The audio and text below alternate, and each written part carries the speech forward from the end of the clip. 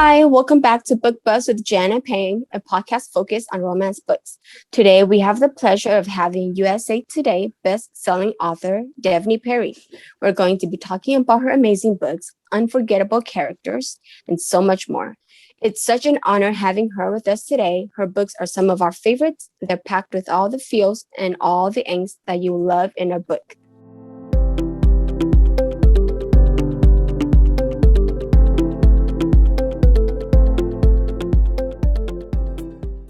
Thank you so much, Devney, for being with us today. It's such an honor to have you here. I'm literally really nervous. Oh, thank you. How are you doing today? I'm good. Good. It's been just a normal busy day. Well, thank you so much for being here with us. It's like I said, it's such an honor. I've been a fan of your books for ever. I remember the first book I read of yours was the Coppersmith Farmhouse. Mm-hmm. Yep, that was my first book. I remember. I think you had just released. You were about to release Tragic, and I loved the cover. So I went to Goodreads and I looked at all of the books you had released. So I started off with the first one, and then I ended up catching up before you released Tragic. And since then, Jess has been my favorite hero. It changed. It recently changed, but he is. I remember for the longest time. I don't know. It was just something about him, and then after that, I just kept reading your books, and it's all of your books. And I feel like every podcast that we have, we always mention you because you're literally the queen of small towns, the queen of amazing, sexy heroes, the queen of romance books for us. And it's... Oh, thank you. Like I said, it's so amazing to have you here with us. Well, thank you. I'm so excited. We can chat and talk about whatever you guys want. Well, so I'm pretty sure I said a few times on my Instagram page how I said you were the one who got me into small towns. Mm-hmm. Because Tinsel was actually my first book I picked up from you. I remember seeing the cover and I was like, Jan, have you read Devney Perry's books? Because I love this cover so much. And then Jan came to Book Bonanza. I don't remember what year, probably 2 years ago. No, it was Holiday with the Bells. I think it was the first Holiday with the Bells in Dallas. Are you sure? Mm-hmm. Okay. Well, okay. Then, so I asked Jan to pick up Tinsel for me. And so I ordered Tinsel and then Jan picked it up and then she shipped it to me. And oh my gosh, ever since then, I've been picking up all of your books and I love them so much. Thank you. They seriously, I don't know how you do it, but every single book touches me, especially the Runaway Roads and the Runaway series. I love that series. Yes, I don't know what you did, but that series seriously it is epic. I love everything. I think the word home is it just touches everyone's heart, so it means a lot to me, and I love that series so much. So thank you for writing that amazing series. Me too. It's funny, that one started off as a total side project. That whole series was not planned. I was talking to a friend and I had started the Tin Gypsy series and I was into those, and they're a little they're more mystery and suspense kind of based, and they're also long. They're 95,000 words. So it takes me quite a little while to write those. And I was like, gosh, I really just want to do something that's maybe just kind of on the side, a little bit of a palate cleanser in between, that's maybe not quite as, plot centric and mystery focused. And so I was like, what if I wrote, this book? And I kind of explained the concept for Runaway Road. She was like, yeah, that sounds like fun. And they were totally just supposed to be a little side palette cleanser for me, and I ended up loving them so much. I just looked forward to writing each one and doing them all a little bit differently and just kind of connecting them from the beginning to the end. So they were really fun. I loved those ones. Have you done a road trip, or how did you come up with that road trip idea? Because it's it's technically the car doing the road trip, so it passes on through, heron through heron. How did you come up with that idea? I honestly don't remember. I think I knew I wanted to do something that was a little bit different, and not all my books typically are set in Montana. That's where I'm from. I love Montana, but I wanted to do something that was a little bit different. And it kind of followed. I didn't think of this at the time, but then like once somebody brought it up, I was like, oh yeah, that Sisterhood of the Traveling Pants show or books. I think too. I never read them. And I think I only watched the first movie, but anyway, that one I thought was so, when someone kind of pointed that out, I was like, oh yeah, it is kind of like that. Just like a baton kind of handing off. And it didn't really start out that way. Like when I started Runaway Road, thinking about it, she wasn't gonna give the car to the next person. But then about halfway through, I was like, okay, I kind of want this car to just continue. I think from that series, Dotted Lines has to be my favorite. And I think it's because you built this anticipation around Carson that I was dying to know more about him. And once we got to know him, he kind of broke my heart towards the end, when we find out about his life and everything. But I love that book just because we finally meet this person who we get bits and pieces of him. And then at the end we meet him. He's my favorite from that series. I feel that the last book it closes everything off perfectly for that whole journey. Yeah, and that's really what I wanted, because he was kind of, the only boy who lived with them at the time, like when they were kids. And I just thought it would be fun to kind of give a little bit of a, that book's written in a little bit of a different way than my other stuff. It's almost like half of a YA book and half of a contemporary book kind of sandwiched together. But I had a lot of fun doing that and kind of doing a glimpse, so many of the previous books, they all reference, these kids who ran away and they were living in this junkyard and what that was like, that I wanted to just give that a little bit more depth. So that was a fun book to write. It was very different. And I kind of like that about it. Usually the books that I feel like are different for me are the ones that I look back on most fondly. Well, it was amazing. But going back a little bit to when you started writing, I know you said the Coppersmith Farmhouse was the first book you released. How was it? How did you come up? How did you push yourself to publish that first book? How did you come up with the idea of the book? Did you always wanted to write romance? No, it was really, I started on a whim, a total whim. So I was living in Montana.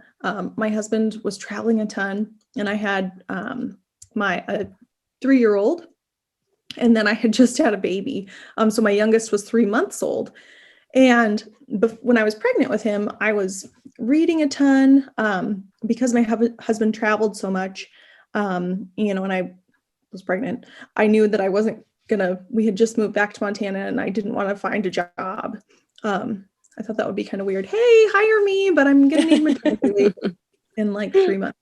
So I was reading all the time. Like anything you could give me, I would read it. I was reading probably about a book a day, sometimes a book and a half a day. No, it was just what I did because I had just quit working, and I went from a demanding job that was, a lot of hours kind of running Mach 3 to doing nothing. And it was really weird mentally to go from, having a lot to challenge me and stimulate my brain to just playing with Legos all day. I bless the stay-at-home moms. I could not do it. It was not for me. And so after I had my youngest, I was sitting around one day and I had been in a really bad reading funk where everything I picked up, I just wasn't really liking. And I was talking to my best friend and I was like, what if I just tried to write my own book? And she said, sure, you should do it. And it was a Wednesday and I picked up my laptop and I wrote half of a chapter at that point, which I'm sure every single word of that probably got changed. But I just kept going. And I had done some writing, like business style writing. So not creative writing at all. I didn't go to college for that. I went to college for agricultural business and economics. So nothing writing related. Yeah. I took the minimal English class requirements. So it was kind of just a fun experiment. That's really how I approached it. Honestly, once I finished, I was like, that's cool. Like, this was really fun. I loved writing it. And I wasn't sure what would happen, but I got an editor and I sent it to her and she absolutely ripped it to shreds, which is what it needed. So, we just kind of went back and forth until it got to where I was happy with it. And, I didn't have any expectations. I just published it and went for it. And it was such a fun process writing that book that even before I had published it, I had started the second one. Again, I had no expectations that anything would come from it. I just liked doing it. So that's kind of where it all started. I love that. With my baby in a bouncer and Mickey Mouse on in the background.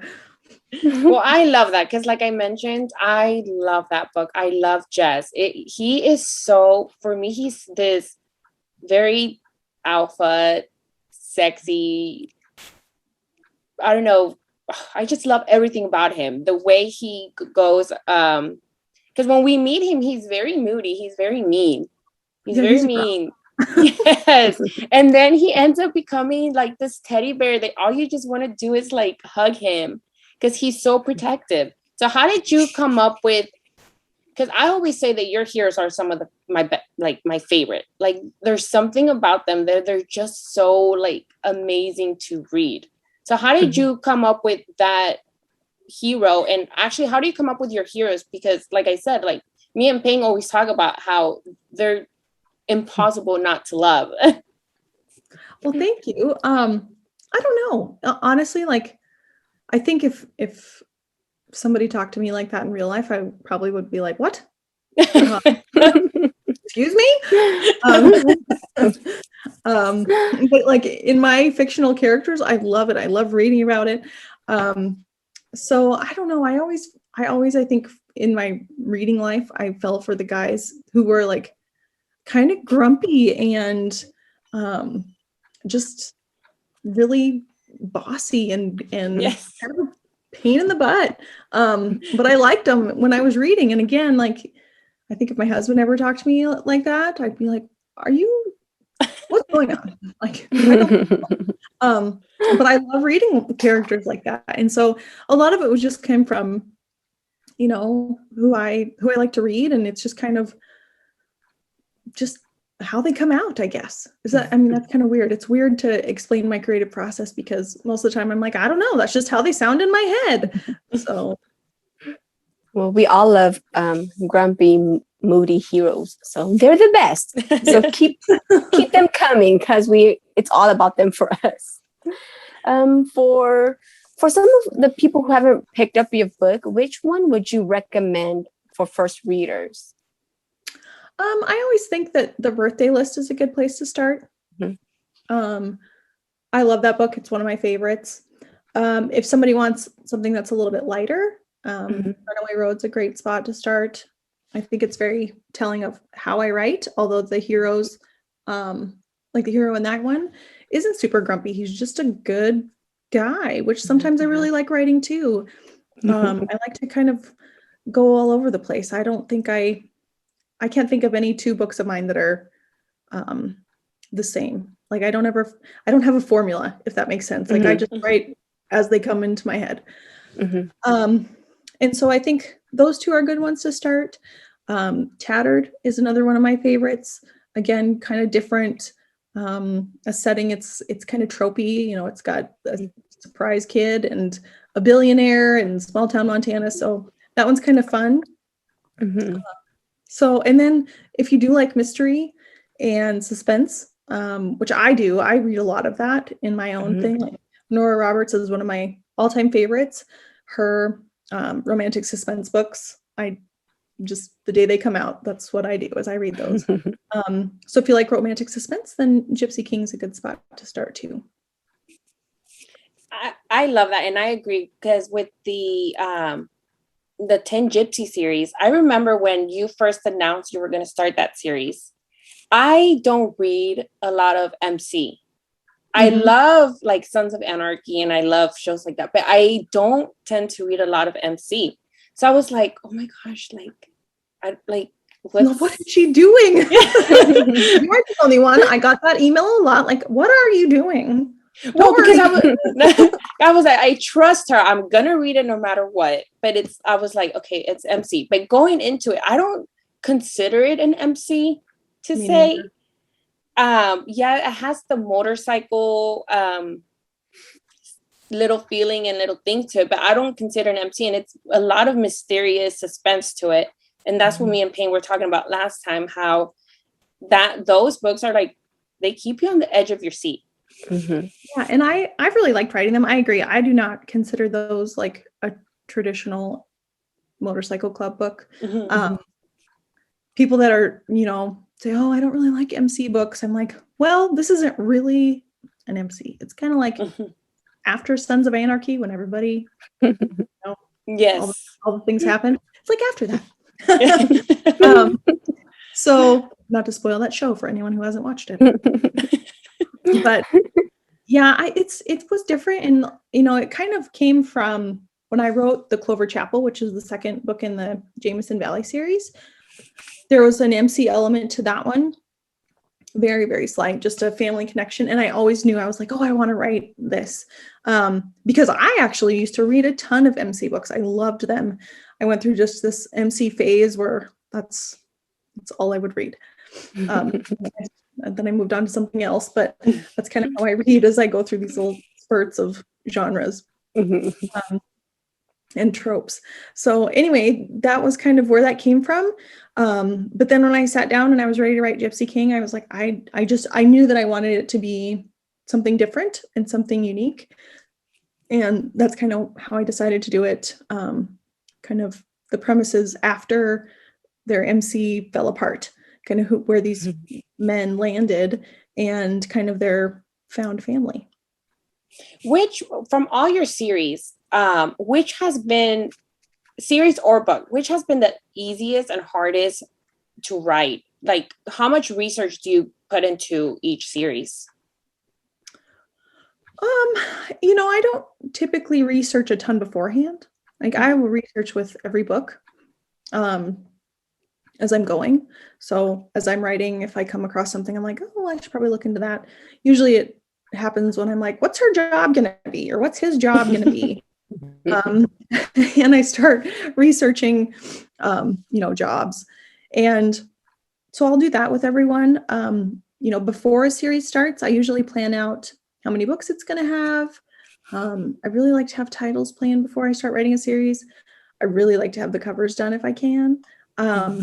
Something about having a cover done and the title, I don't know why, but it makes me want to write that book so much more. And it just kind of gives me like a visual of where I'm going. So I think probably the easiest series to write was probably my first one, the Jameson Valley one. I'm sorry.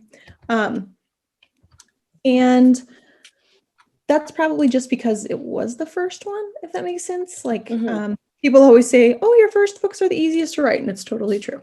And a lot of that's just because it was an experiment. It was fun. It was just sitting down, and there were no deadlines in those days, and there was no there were no expectations. It was just kind of plugging along. And I think too, when you're first starting out, it's like a blank canvas. Now when I start new books, I'm like, okay, what haven't I done? And I think I'm like 30 books in. So the list just starts to get a little bit smaller and smaller of, okay, how can I already did Second Chance, or I did this. How can I make it different than, the first book? So that's kind of, I think that's why I picked that one. The hardest series to write is probably, I would say probably the Mason Jar series, The Birthday List and Letters to Molly. Just because they're a little bit more on the emotional side. And that it's like drains. It was draining for me. I really liked them. Those are probably two of the books I always recommend. I probably refer to them the most. But they like kind of sucked it out of me. Oh, they make me cry, especially Letters to Molly. Oh, I bawl my eyes out. And I reread it, I think, like 2 times. And the second time I still like was crying. And it's funny, me and Ping were talking about this again the other day. It's for Letters to Molly, I don't read cheating books. Like I try to avoid them. So that's why when that one was released, it took me a while to pick it up because of the way it is and everything. But I picked it up and it was not at all how I thought it was going to be. It was not at all. And it was very different because we're used to books where usually we always see where the guy is the one that's cheating. And this one is the complete opposite. So for me, Letters to Molly was so different, but it was so beautiful. I loved it. It's still one of my favorite books. And I don't like cheating books. That one, it's phenomenal. Like I cannot describe how much I loved it. I did cry a lot, but it was amazing. Me too. No, that's why that one was so hard. That one in the birthday list. My husband would come home and I had the kids and he was like, are you okay? I just look at him and say, no, I'm not. Everything's fine. And how did you come up with that series idea? Like, how did that come? Well, the birthday list. So I have a birthday list that I started. Oh, I must have started when I was 22. So like 20 years ago, to date myself, not quite 20 years, but I had a birthday list and it was just, it's like a bucket list, but I set things out to do before specific birthdays, because I didn't want to get to, my retirement age or whenever, and look at this daunting list of things and feel like I hadn't done anything until I was 60 years old.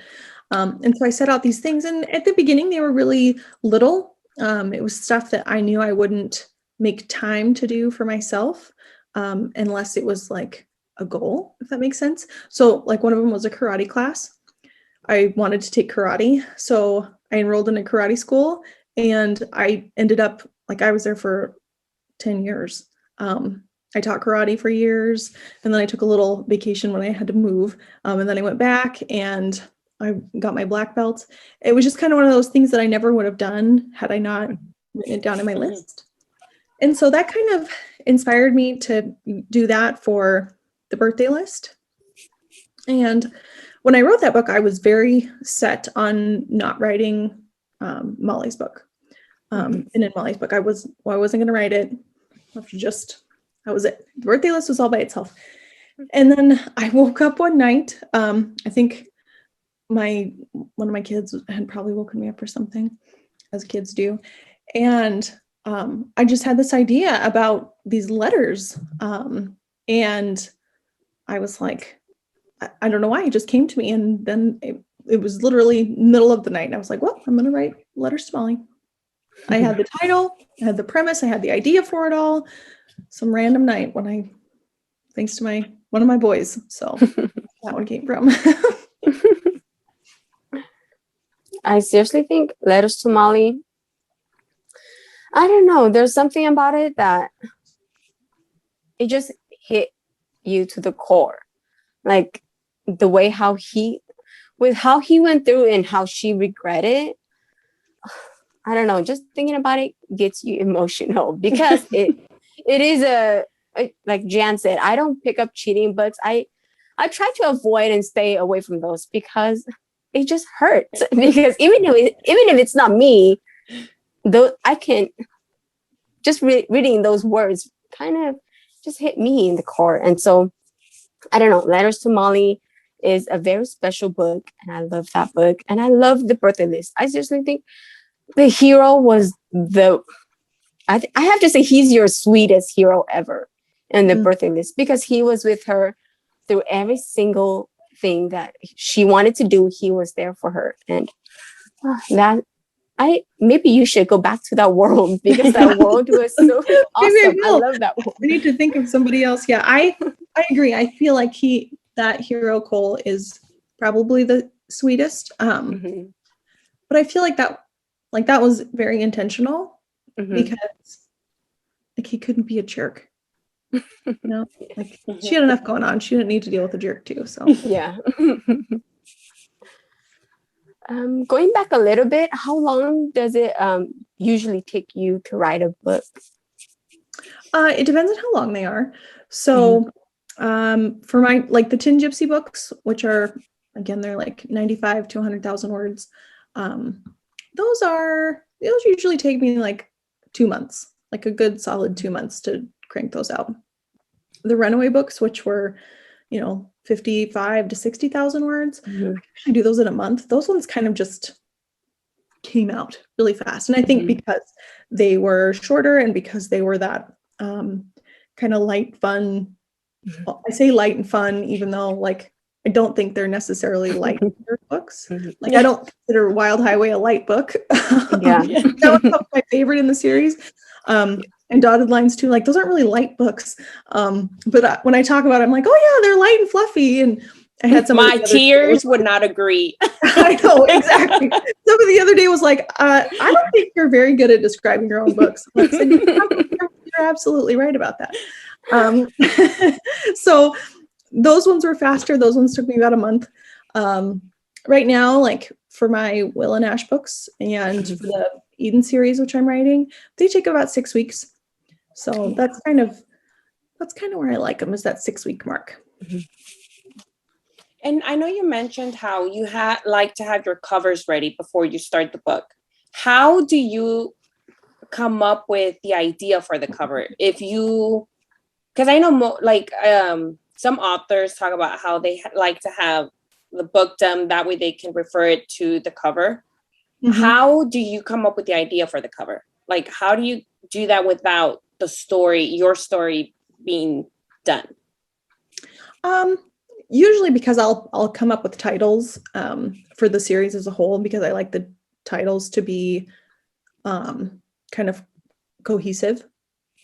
So I'd say the exception to every one of my rules, quote unquote rules, is my first series, because I didn't know what I was doing. And I just made that one up as I went along.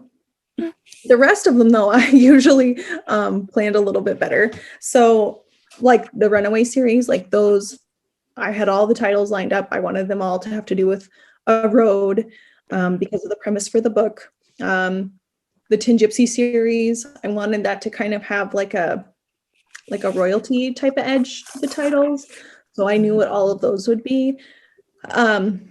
And I try to roughly plan like how many books I'll have in a series. Like the Eden series, those are all like a color and a location. So like Indigo Ridge, the second one's called Juniper Hill. The third one's called Garnet Flats. So they all have like a little bit of a color scheme. And then the covers themselves are the color.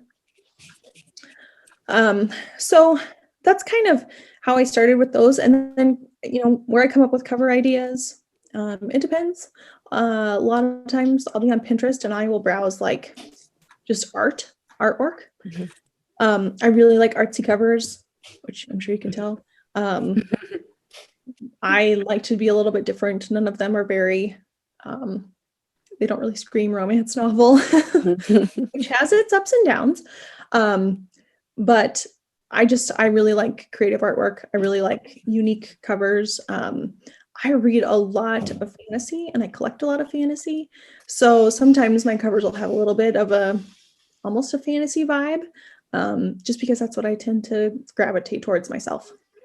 Well, I love your covers. I think your covers are some of the best covers. I am obsessed with the Tin Gypsy covers. Tinsel, that cover is so, it's so perfect. It's so, I don't know, like you mentioned fantasy. It's, it makes you like, you see it, and it's my sister, because she's not into reading, my older sister. And I had the books in my shelf, and I had that one facing my bed, and my sister's like, oh, can I have that book? I was like, you don't even know what it is. She's like, but the cover is so pretty. She literally ordered it on Amazon and has it on her little shelf, but she has that cover. She bought that book and she has that cover sticking out on her shelf because she's like, it's so dreamy, it's so pretty. And I love your covers. I think your covers, they give you that feel. And it's funny how you say that you get them before you write the book, but it's when you finish the book, it's like the cover fits perfectly for that story. Well, thank you. I mean, and I make sure that it does, because that is important to me, that everything kind of matches. So, but yeah, I don't know. I like artsy covers. That's what I typically buy.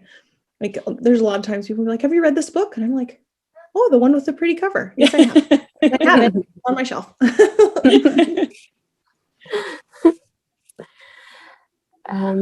So I know a lot of people, including myself, maybe I should just say I want some next generation books. And I think someone asked you before to see if you're going to write the second generation for the Runaway series, because that ending where everyone was together, and especially with the Tin Gypsy series, everyone was together with their kids. Are you thinking about writing any second generation for any of your series? I don't have any plans to right now. I mean, maybe. I'm kind of one of those, like, you never know, maybe. If it is, it'll be a while. I personally don't read a lot of next gen books. I usually stick with like the main ones.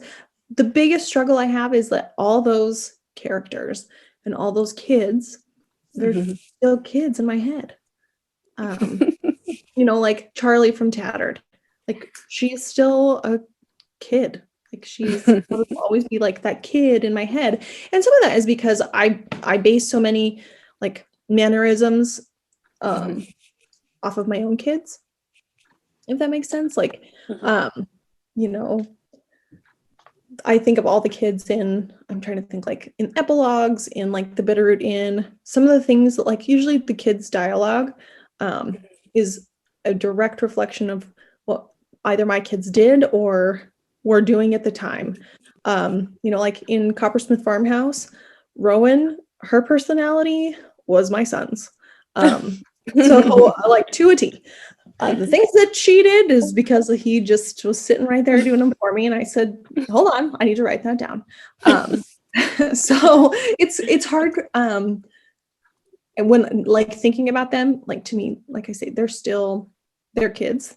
Maybe that'll change someday. You know, as my kids grow, as a little bit of time passes between when those books came out.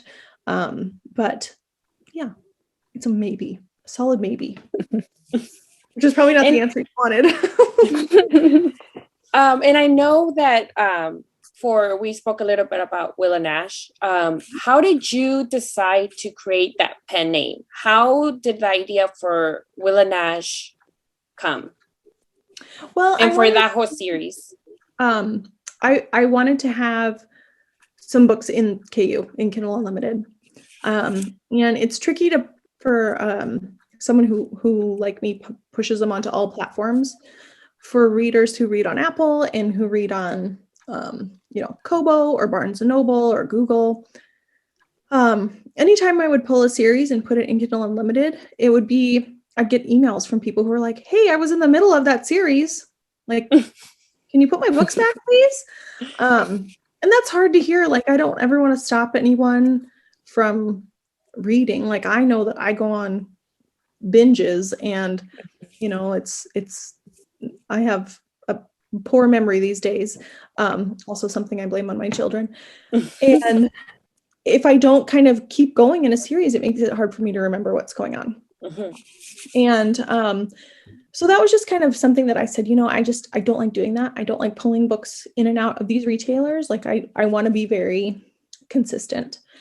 But at the same time, I had a lot of people who were like, hey, I can't, especially during COVID, who couldn't afford to buy a $5 book. But they were paying for Kindle Unlimited. And so to me, it was kind of like, the best of both worlds, where I can leave my books for the people who are reading on other devices on them, and then also have something to offer the people who really prefer to read books in Kindle Unlimited. So that's where that came from. The name itself, Willa Nash, my kids' names are Will and Nash. So I love that. when I yell in my house, I yell Willa Nash, or Willa Nash, and it sounds like Willa Nash. So, and my oldest, who can read now, his name is Will, and of course he picks up the first book. He's like, "You changed my name to Willa?" I was like, "Not you. Calm down." I love that. And how did you come up with this the series that you're doing under Willa Nash? Because it's still your small town that you've written with Devney Perry, but it feels so different, yet I loved it. I love that series. The Bluff, the Brazen are still some of my favorite. I can't pick between the Bluff or the Brazen. It's like that series to me is one of my favorites. It gives you that warm feeling to where I remember when I picked up the Bluff, I read it through. I could not stop. Same with the Brazen. I read through it the whole night. So it's like, how did you come up with that series? Because you're still writing it, but it feels a little bit different, but it still has that warm Devney Perry small town feeling. Well, I mean, really, I wanted something that was kind of like more Jameson Valley books. That's kind of where it started. Like the town's very similar. And it's because so the real life town, which was my inspiration for the Jameson Valley books, is it's my dad's hometown. It's where I went a ton when I was a kid. It's just like it's a very personal, very special place to me. And I knew I wasn't going to write anymore in the Jameson Valley series, but I was like, I'm not quite done with that setting. You know what I mean? And so that's kind of how I decided on that as the town. And, the books, they're just kind of, I don't know. I think they're still me. I mean, it's me. There's only one of me. Some of it could be just that, like The Bribe, I think is very, like, it's just very me. That's a very Devney book, which is what I wanted. I didn't want any surprises with a brand new pen name. The Bluff is a little bit angstier. And I don't write a ton of angsty books. Sometimes I do, sometimes I don't. It totally depends on what the character is in my head. Again, like I don't really have a formula. I just kind of show up every day and you're the bus. And that book's a little bit angstier. But then and then the one book I wrote after that, because that's some of it too, is I don't write in order. So some of it just depends on where I am and what I'm doing. And kind of, my mood at the time. And some of those are it's just a timing thing. Like the book I'm writing right now is not angsty at all, because the one I just finished beforehand was kind of edge of your seat. So it just kind of depends on where I'm at. But those ones have been fun. It's a fun group of characters. It's kind of like I say, it's a little bit of a throwback to the Jameson Valley kind of vibe, which has been a lot of fun for me. It's like starting over again almost. Well, I'm so excited for The Bully. I think I've told you that I am dying for that one. Like, I'm trying to figure out what's going to happen in that book, because I like the little things that you wrote in The Brazen. Mm-hmm. And it's funny because me and Payne talked about it when we finished reading the book. We're like, okay, what if this happens? What if this happens? What if this is going on? And I am like dying for that book. I'm so excited for it. I'm excited too. It's been really fun. I'm writing 2 books at once right now, and that's one of them. So how do you keep up? How do you do from one book to the other? I made some bad planning decisions in 2020. Didn't we all? 2020 was kind of threw a little wrench in my plans. But yeah, it's been really fun. It's a fun one to write. The premise is fun. It gives you a little bit of a glimpse to like their past that's not, it's kind of done in a fun little unique way. So I'm excited for that one. I think you guys will like it. I'm excited.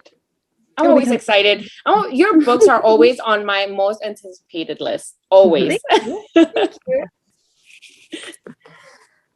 So for the Calamity Montana series, how many books is it going to be in that series? Do you have any rough idea of it yet? I don't know. So there'll be at least 5. Mm-hmm. So there's 3 out right now. Then the Bully comes out in March. And then there'll be 1 more for sure. I'm maybe more than that. I don't know. I have 7 covers. So Oh, wow. I may or may not do all 7. I might do a couple short stories just because they're kind of fun. But Savannah, who is the daughter from The Bluff, the second book, this will be the last one. So however many there are, hers is the last one. So she might be number 5. She might be number 6. She might be number 7. I don't know yet. I'm dying for her book. And I really I want to say I want to read it really soon, but I want it to be 7 books. Okay, I got it. But I'm so excited for that one. I loved her in The Bluff. I thought she was, because for me, The Bluff, there's just something about how when you write a single parent, I love your single parent books. And I think I've mentioned this before. Your kids are always the best. Thank you. They're my own. So thanks. And so he's too old. I don't have teenagers yet. So it's going to be fun watching you write whenever your kids are teenagers. So I'm sure it'll be. I'm counting on them to make me hip again because I'm not hip anymore. I was on TikTok and I was like, I think I'm too old for TikTok. It's funny because I don't know anything about TikTok, and my little cousin who's 9 years old, I'm texting her. I'm like, how do you do this? She's like on TikTok all the time. And I tell Pam, like, she's my go-to when I have a TikTok question. Yeah. That's what I need. I need my kids to step it up so that I can not worry about that stuff anymore. Yeah. But yeah, so I'm so excited for hers because when we saw her in The Bluff, she was very closed off. And I felt like she was hiding so much inside her that we didn't get to see. So I'm very excited to see and read her book. I loved her. She made me cry in a certain scene in The Bluff. So I'm very excited. But I do want 7 books. So it's going to be worth the wait. Okay, well, that is so noted. We'll see. Like I say, I just, Kerrigan's sister, Lark, she might get a book. She might be the 5th book. And then we'll see. We'll see. I haven't decided yet. Usually I kind of figure out what the next book in the series is going to be when I write the one before it. So, well, I can't wait. For your diving into the Tin Gypsy series.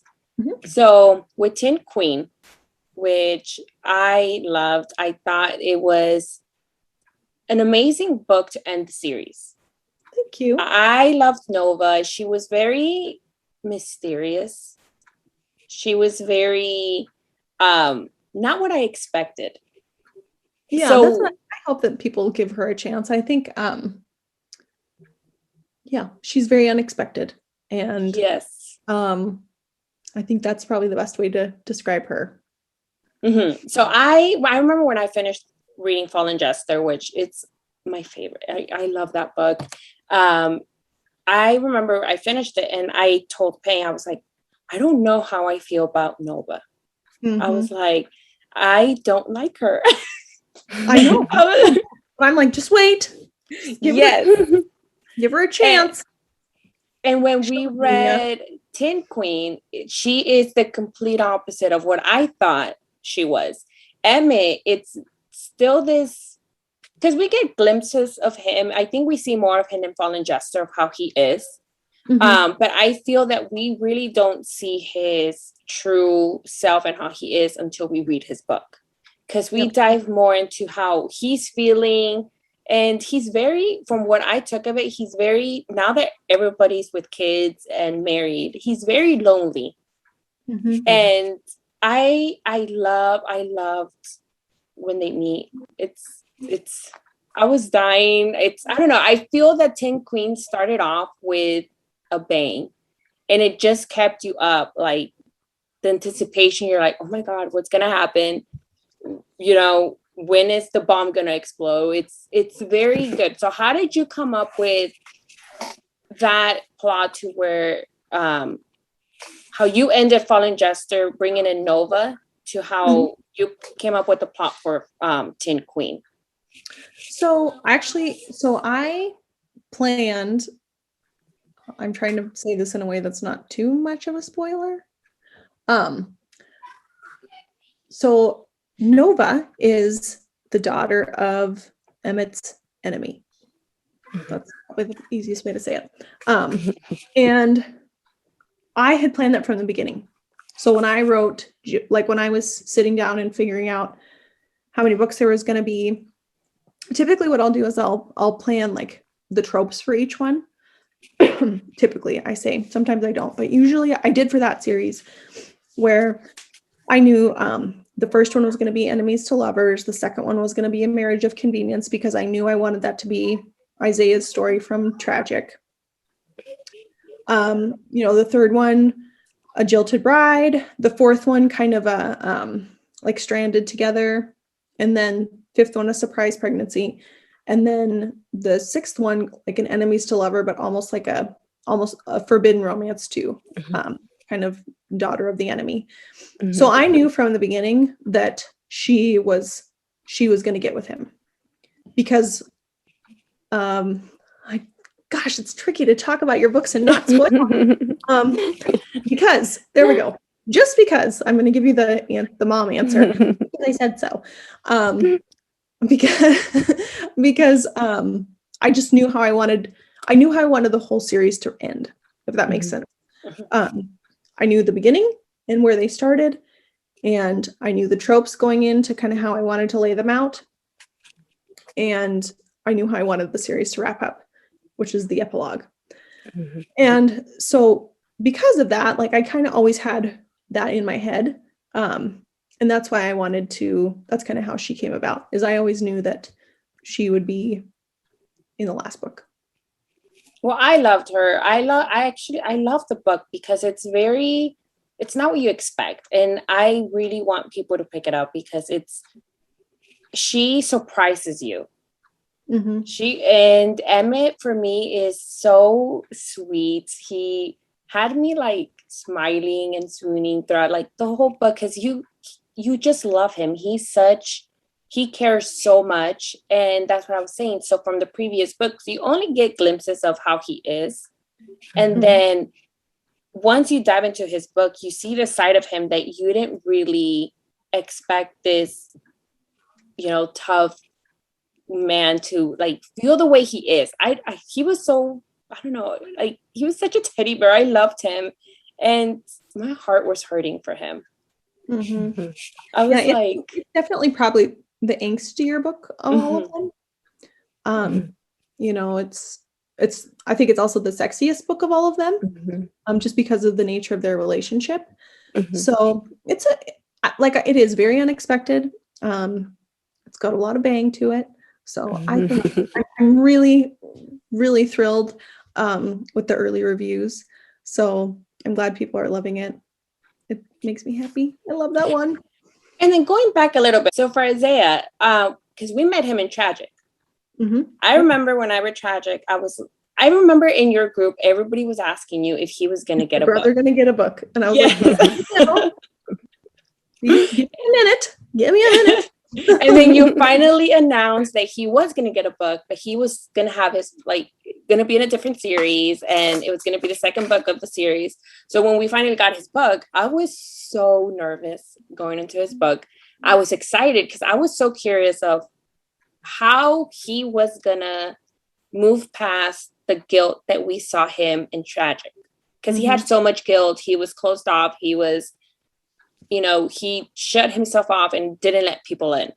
So how was it how was it diving into his book? Because I feel his book was, for me, the saddest, just because we know where he's coming from and what he's been through. And it's so, I loved how in the epilogue for that one, we see him and his brother getting together, how I really wished and tragic it would have been. So it's like, you know, their families are together and they're brothers. So how was it diving into his book, coming off of how his passing tragic? You know, it was kind of, again, I kind of always knew, like, not the details of the story, but just like the general feeling. So like the birthday list, for example, like I knew when I started that book, I wanted the hero to be very patient and very like supportive and just like the guy that she needed. You know what I mean? Mm-hmm. Like it couldn't have been anybody else. And the same is true with Isaiah's book. Like Genevieve was the woman that he needed. Mm-hmm. So I think that's probably, like I say, I knew the vibe. I knew it was always going to be a slow burn, kind of and I love Marriage of Convenience. Like this is my fantasy, or my, not fantasy, but not fantasy, but my historical romance heart coming through. Like, you give me a good Regency Marriage of Convenience and I will just stay up all night reading. So that's kind of, I love Marriage of Convenience. It's my favorite. And that's kind of how that one, like I always knew those would be kind of the parameters. Like a slow burn, Marriage of Convenience, where she is just that patient, like she is the person that he needed to kind of get through his past. I literally, that book made me cry. I was like, it's the last book of the series. I cried like, I had to reread it the other day and I was just like, well, I did a TikTok because I'm sitting here like, my sons are both like, are you okay, mommy? And I was like, I'm fine. Just my own mind making me cry. But yeah, I'm sad that series is over. I miss it, but it was fun. It was very fun. It was different. You know, it was a different series for me. Just with all the suspense and that kind of thing. Which again was really, like, I'm probably never gonna write the same thing over and over again. And I'm okay with that. Because I felt like it was something very different than what we were used to you writing. Because I know I have a friend who, like what we said earlier, she's like, I don't read MC. I was like, well, you should definitely read it because I don't consider that MC, but it is darker than her usual books. Yeah. It is. And like the Runaway books, again, they're lighter. I say that even though I don't think they're lighter, they're shorter. I just want to call them lighter. I don't know what's wrong with me. But again, like those are different. Like I look at my series and I look at them all and they each have a very certain feeling, which is what I want. And those feelings are all different. You know, like Tattered is just the Lark Cove books are they're feel good. Like if you just want to feel good and read and escape to this little town, these are the ones. The Jameson Valley is those two are probably the most similar. You know, the Runaway books are a little different. They've kind of got their own unique premise. The Mason Jar books are just going to make you cry. You know, and the Tin Gypsy books are a little grittier, not dark. I don't consider them dark, but they're just a little grittier. They have like, if you take the romance out of them, they could be just a mystery book. I have to say, when I finished Fallen Jesser, I believe I told Jen, I was like, I am so excited for Tin Queen because I love Forbidden, like how you said earlier, because she's the daughter of the enemy, and I was like, oh my gosh, I love forbidden romance. So I was so excited for Tin Queen, and when I finished it, how should I say it? Because Emmett was such a huge playboy that you didn't see his soft side. Like when he's with his mom. I know, I love his mom. I get emotional. I'm gonna get emotional talking about this. when let's see. Okay, I'm not gonna get emotional. Okay, when they were talking about his dad, how he built his relationship with his mom was really touching. And okay, I'm totally crying now, but because I don't remember his dad getting killed during He got killed okay. in the Clover Chapel. Yes. Oh, okay. So I was not thinking I was gonna cry. Okay. So his relationship with his mom was really touching. I'm just gonna leave it at that because I think I might get even more emotional than this. So I just love how you showed his soft side with his mom, and the way how everyone came together for the charity at the end was really sweet, and I love it. And the way how you close everything in this series was perfection. Thank you. I certainly don't think, because there are some series that I've read and the ending does not close the series, and you close it really well. Seriously, with all of your series, you closed all your series really well, and your series are all epic. Like, I really don't have any words to describe it besides being epic. And Thank you so much. and I and and I, like I was telling Jan, her dad deserved to be in jail with how with his attitude. He seriously deserved to be in jail, but he did love them in his own effed up way. And everything you close off this series so good. There's really nothing I can say besides I love it so much. Well, thank you. I'm so honored. I'm glad you loved it. It is a favorite of mine. It always will be. Skull covers and all. So Yes. a lot of flack for my skull covers, and I don't care. Yes. They're staying forever. Who's your favorite hero and heroine from that series? Probably Nova and Emmett. Although Isaiah and Genevieve's is really close second. But then I really like, Gypsy King is really important to me too. And it's because it sets everything up. Like, you couldn't have the rest without that one. Yeah.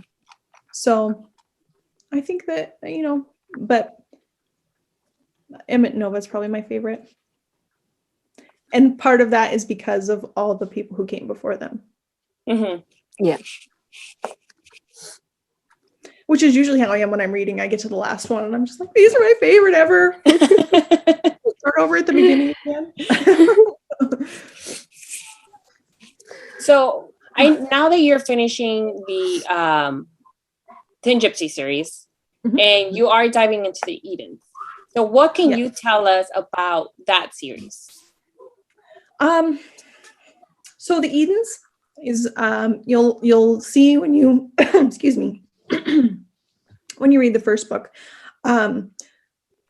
It's about this. It's a family saga.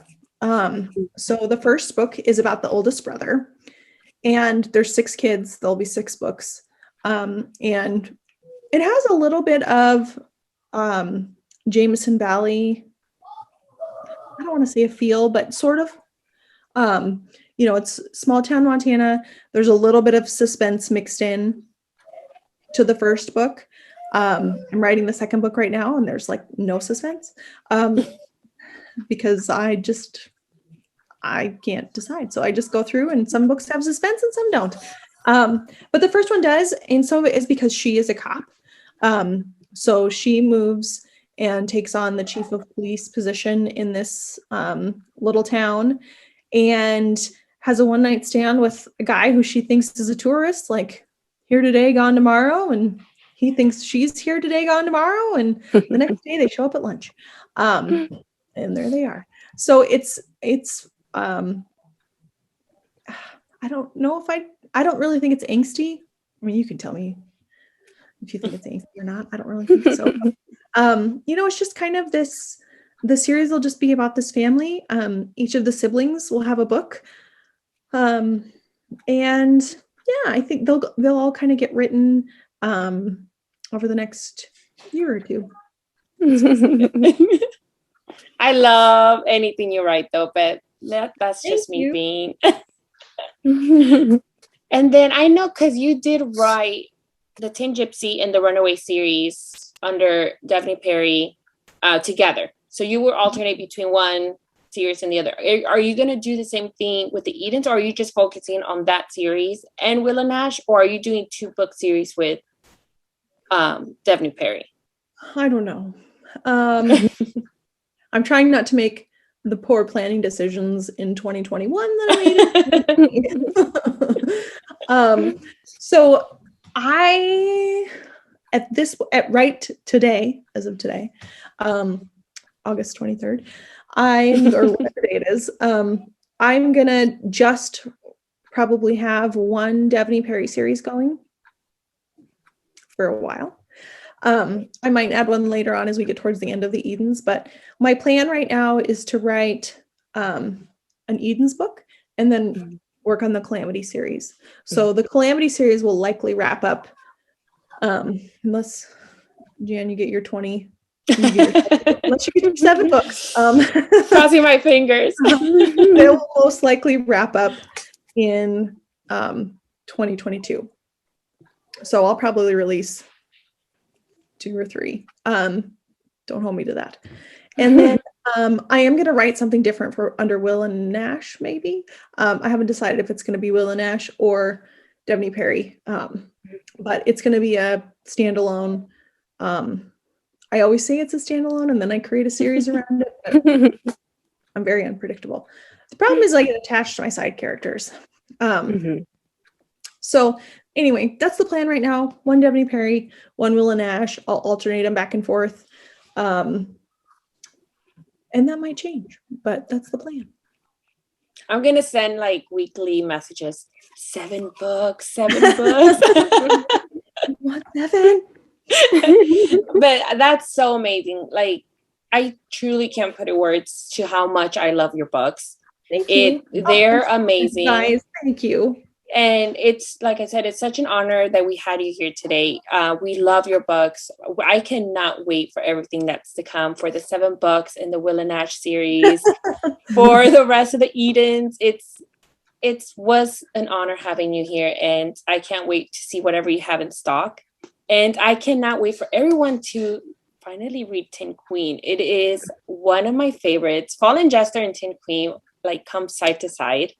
Me too. It's just, I love your surprise pregnancy though. That was, well, and that's one of my favorites. We need more. Like, I am so, give me a marriage of convenience, give me a secret baby, give me a surprise pregnancy. Like, I'm there for it. So yes. So thank you so much for joining us, and happy release day too. Thank you. Yes. Thanks for having me. Thank you. And then, like I said, happy release, and we hope you have a good night. You too. Thanks, you guys. Thank you. Thank you. Bye. Bye.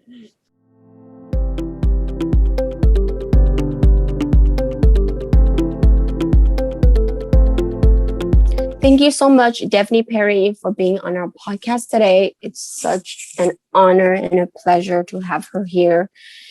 I got emotional, but because you guys know that we all love Devney books so much, she seriously writes some of the best small towns, some of the angstiest books, and everything she writes is amazing and epic. Even though she says they're not angsty, I feel like they are angsty. They are, girl. Like, I can't tell you how many times I've cried for her books. Like, I can't keep track. So, yes, Tin Queen definitely made me cry. Fallen Jester made me cry. I mean, all of her books have made me cry. Yes. And I think that's what, and I always say this, if a book makes me cry, that automatically makes the book one of my favorites. Yes. So it, like you said, it was an honor having her here. I am so thankful that she agreed to do this interview with us. I love her so much. I love her books. And I am so excited for people to read Tin Queen. Like she mentioned before, if you're not into MC, then you would totally love the series. I don't consider this an MC. So I, like I told a friend, because she did, like I was telling Devney, she messaged me. She's like, I love the covers. The blurb sounds really good on these books, but I don't read MC. And I told her, girl, read them. Yeah. They're not MC. They have a little concept of it. Like she said, it's the end of a MC club. So it's the afterwards of the club. So definitely pick it up. You don't have to be an MC fan to love it. I am obsessed with these books, obsessed with her series. Make sure you add the Edens, the first book, to your Indigo Ridge, to your TBR. And I believe you can pre-order it already. So make sure you pre-order that book. And I'm still crossing my fingers for that 7th book of Willa Nash. Oh, seriously, the Booty, that very small novella. Like I wanted more of that couple. I was like, please don't write novellas. Please write thick books for it, because I would love. Even more. When she writes thick books, like when she was saying about the Jamison series, like I feel that they're so short. I'm like, I want more. Yes, we need more. Yes. So once again, thank you, Devney, for being on our podcast. And in case you missed it, we do have our 500 giveaway on Instagram. Thank you so much for everyone who's following us, listening to us blab about books that we love. And so if you missed the giveaway, it will be closing this Saturday, the 4th. So remember to enter it. And if you have any questions, you can message us at Book Buzz Podcast on Instagram. Hope you guys have a good rest of the week. Bye. Bye.